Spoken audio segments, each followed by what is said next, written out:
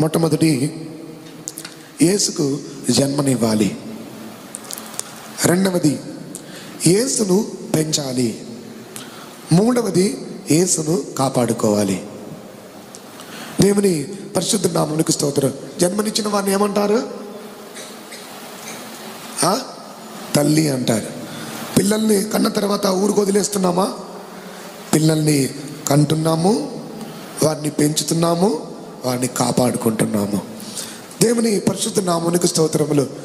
ఈ ఉదయకాలము దేవుడు మనకిచ్చే ఆలోచన ఏంటంటే, క్రీస్తు మనలో జన్మించటం విషయం కాదు, జన్మించిన క్రీస్తు మనలో ఎదగాలి.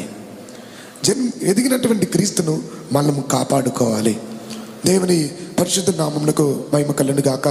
దీనికి ముందు జరిగినటువంటి కార్యమును ఇప్పుడు నేను చెప్పబోతున్నాను.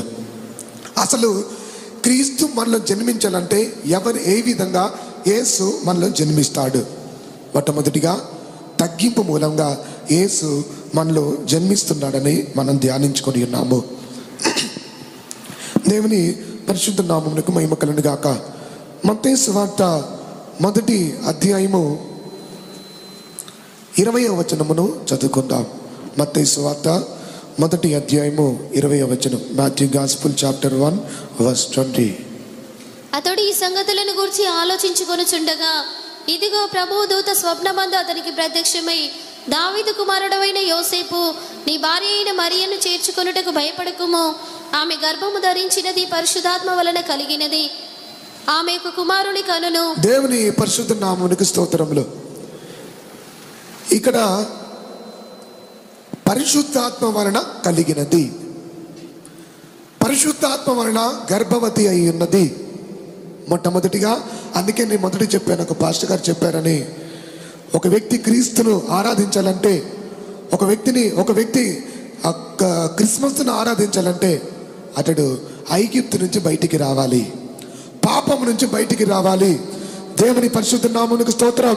ఎందుకనగా క్రీస్తు ఏ విధంగా జన్మిస్తున్నాడంటే, క్రీస్తు ఏ విధంగా ఏర్పరచబడుతున్నాడంటే పరిశుద్ధాత్మ వలన జరిగేటటువంటి కార్యం. ఈ దినంలో అనేక మంది సంఘములు, ఈ దినంలో అనేక మంది ప్రజలు పరిశుద్ధాత్మ లేకుండానే క్రీస్తు నాలో ఉన్నాడు, క్రీస్తు నాలో జన్మించాడు, క్రీస్తు మా ఇంట్లో ఉన్నాడు అనుకుంటున్నారు. ఇది అబద్ధమైన కార్యం. ఇది మనమే మోసపరుచుకునేటటువంటి కార్యమై ఉన్నది. దేవుని పరిశుద్ధ నామమునకు స్తోత్రములు. ఇది పరిశుద్ధాత్మ వలన కలిగే కార్యము. క్రీస్తుకు స్వభావం మన యందు ఏర్పడాలంటే, క్రీస్తు మనలో జన్మించాలంటే పరిశుద్ధాత్మ అభిషేకం మనకు అవసరమైనది. అందుకొరకే వారిని ఐగుప్తు నుంచి దేవుడు బయటికి తీసుకువచ్చి పాప క్షమాపణతో బాప్తిస్మం ద్వారా ఎర్ర సముద్రమును దాటింపజేసి సీనాయి పర్వతమును ఎద్దుకు తీసుకువెళ్ళి వారికి ఆజ్ఞలు ప్రమాణములు దేవుడు వారికి అనుగ్రహించి ఉన్నాడు. దేవుని నామమునకు స్తోత్రములు. క్రీస్తు మనలో జన్మించాలంటే ఇది పరిశుద్ధాత్మ వలన జరిగేటటువంటి కార్యమై ఉన్నది. దేవునికి స్తోత్రములు. చరిత్రలో ఇక మరియా అనటానికి అర్థం చెప్పబడింది. మరియా అనగా చేదు అని రాయబడి ఉన్నది. దేవుని పరిశుద్ధ నామమునకు స్తోత్రములు. యేసుకు జన్మనివ్వటానికి, యేసు మనలో జన్మనివ్వటానికి, యేసు మన ద్వారా జన్మింపబడటానికి ఈ యొక్క చేదు మార్గాన్ని మనం సంతోషంగా అంగీకరించాలి. దేవుని పరిశుద్ధ నామమునకు స్తోత్రములు.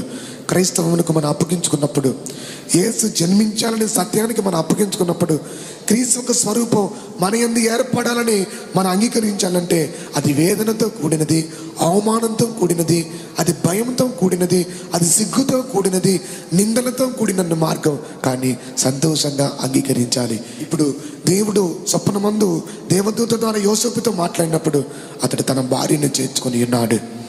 శ్రమలు సంతోషంగా అంగీకరించి ఉన్నాడు, చేదును మనఃపూర్వకంగా అంగీకరించి ఉన్నాడు, క్రీస్తు జన్మింపబడటానికి సంతోషంగా అంగీకరించి ఉన్నాడు. యేసు జన్మంలో యోసేపుకు ఒక పాలి భాగస్థుడుగా మార్చబడి ఉన్నాడు. యేసు జన్మించి ఉన్నాడు.